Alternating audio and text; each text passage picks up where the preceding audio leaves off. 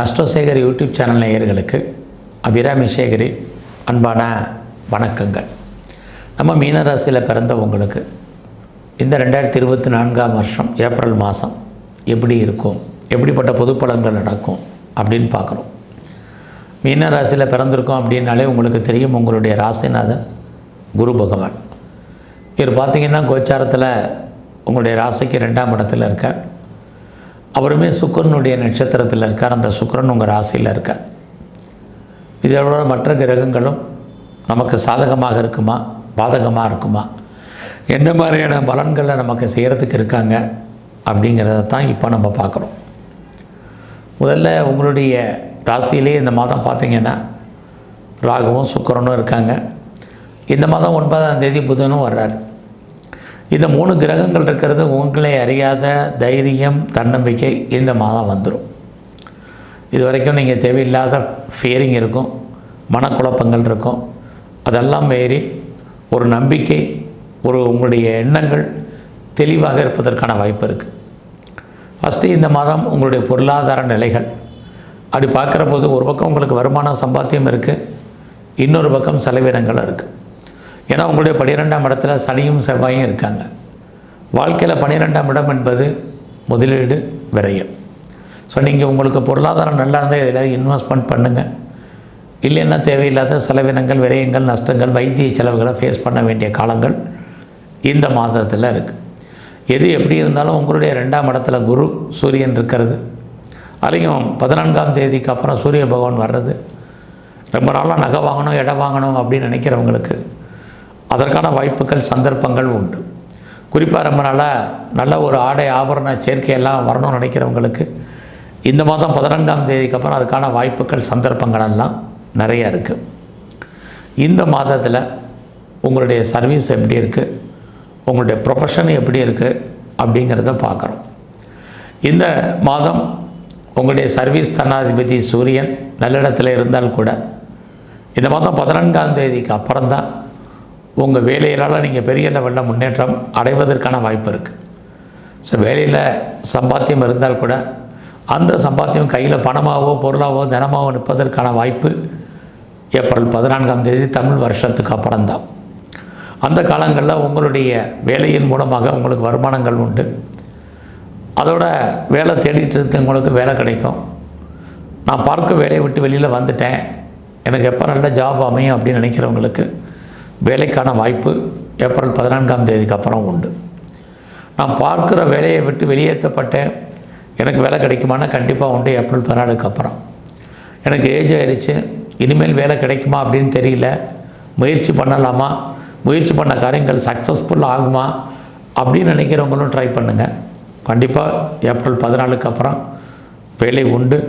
வேலையின் மூலமாக உங்களுக்கு வருமானம், சம்பாத்தியம் இருக்குது.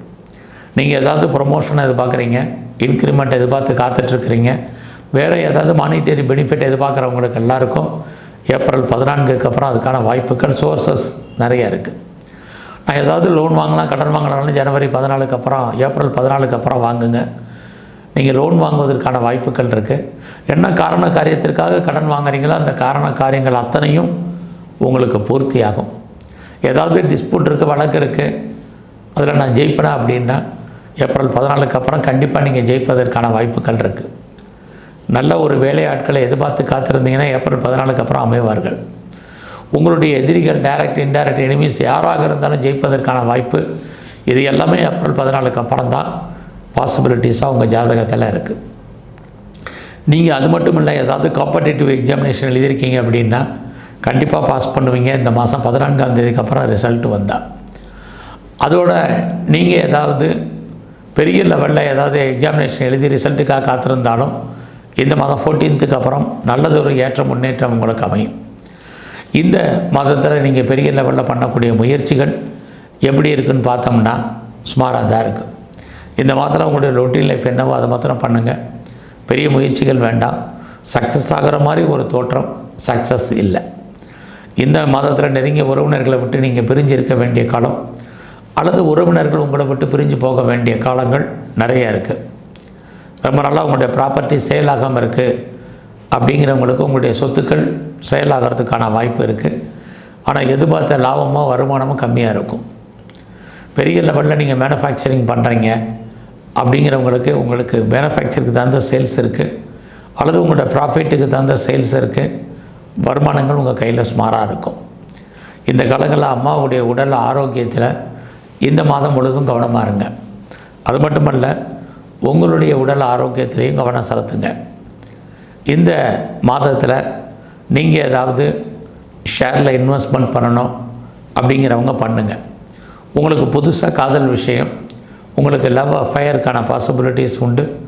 உங்களுடைய லவ் சக்ஸஸ் ஆகிறதில்ல, நிறைய ஸ்ட்ரகிள் அப்படிங்கிறது இருந்துகிட்ருக்கு.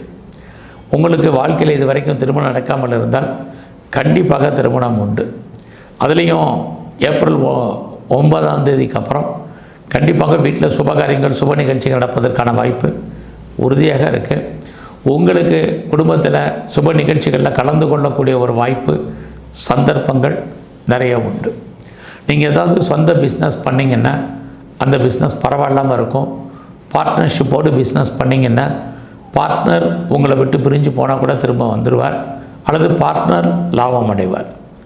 நீங்கள் ஏதாவது செகண்ட் மேரேஜுக்கு ட்ரை பண்ணுறவங்க தாராளமாக ட்ரை பண்ணுங்கள். கண்டிப்பாக அது அமைவதற்கான வாய்ப்புகள் உண்டு. ஃபர்தராக நீங்கள் ஏதாவது ஹையர் ஸ்டடி பண்ணுறீங்க, தாராளமாக பண்ணுங்கள். ஹையர் எஜுகேஷன் பண்ணணும்னு நினைக்கிறவங்களும் தாராளமாக பண்ணுங்கள். வேறு கம்பெனி மாறணும்னு நினைக்கிறீங்க, முயற்சி பண்ணுங்கள். வேறு கம்பெனி பேப்பர் போடணும்னு நினைக்கிறவங்களும் ட்ரை பண்ணுங்கள். அது மட்டும் இல்லை, யாரெல்லாம் ஆன்சைட்டுக்கு ட்ரை பண்ணுறீங்களோ தாராளமாக ட்ரை பண்ணுங்கள். உங்களுடைய ராசிக்கு 12ஆம் இடத்துல சனி செவ்வாய் இருக்கிறதுனால ஃபர்தராக நீங்கள் ஏதாவது ரிசர்ச் பண்ணுறீங்க அல்லது பிஹெச்டி பண்ணுறீங்கன்னா பண்ணுங்கள். ஏற்கனவே பண்ணிகிட்டு இருந்தீங்கன்னா நீங்கள் பாஸ் பண்ணுறதுக்கான வாய்ப்புகள் நிறைய உண்டு. இந்த மாதத்தில் நீங்கள் ஏதாவது கலைத்துறையில் இருந்தீங்கன்னா உங்களுக்கு பாப்புலாரிட்டி பப்ளிசிட்டி இருக்குது.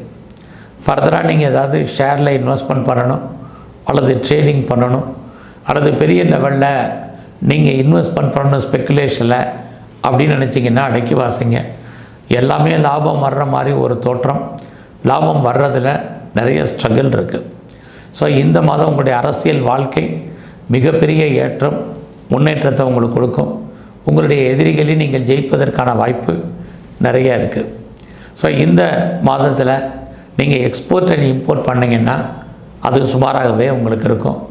செகண்ட் மேரேஜுக்கு ட்ரை பண்ணுறவங்க உங்களுடைய தனிப்பட்ட ஜாதகம் நல்லா இருக்கும் பட்சத்தில் நீங்கள் பண்ணுங்கள்.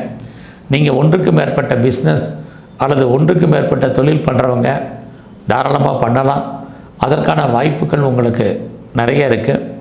பெரிய லெவலில் நீங்கள் ஏதாவது ஒரு பிஸ்னஸ் ஸ்டார்ட் பண்ணணும், ஒரு என்டர்டைன்மெண்ட், ஒரு ஆண்டர்பிரனராக வரணும் அப்படின்னு ஆசைப்படுறவங்கெல்லாம் உங்களுடைய தனிப்பட்ட ஜாதகம் நல்லா இருக்கும் பட்சத்தில் தாராளமாக நீங்கள் இன்வெஸ்ட்மெண்ட் பண்ணுங்கள்.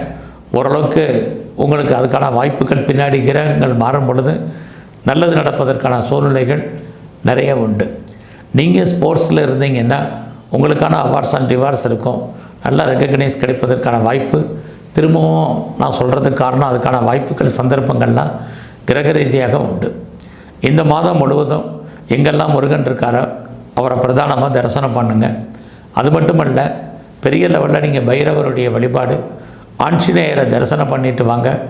உங்கள் வாழ்க்கையில் மாற்றம், மிகப்பெரிய முன்னேற்றம் அமையும்.